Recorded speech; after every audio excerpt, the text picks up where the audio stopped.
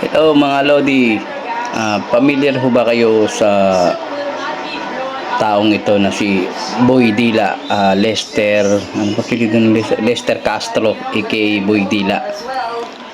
Pumunta po siya sa munisipyo ng San Juan City kay Mayor Francis Zamora upang humingi ng public apology sa sambayan ng Pilipino, lalo na yung mga napirwisyo niya. So, pakinggan ho natin yung public apology ni Lester Castro aka Boy Dila. So, pakinggan natin ho. Para marinig ka nila. Nung po nagpapasensya po ako sa amin ngayon na sa nagawa ko po. Dahil po sa akin, parang sisira pong San Juan po. Lahat po ako humingi po ako ng paumingi sa inyo sa mga sabi ko po sa inyo, lalo na po sa rider, humingi po ako ng tawad po sa inyo at gusto ko po kayong makita sa personally na gusto ko po sa inyo humingi ng paumanhin po.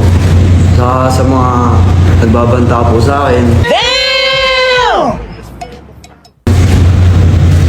hindi ko na rin po maiisip kung ano po, may stress na rin po ako na kung ano-ano na lang din po lumalabas sa pagbabanta sa akin na lalo na po sa mga pamilya ko.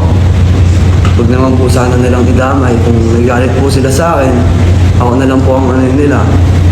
Dahil masakit din po kasi nadadamay po yung pamilya. Yo.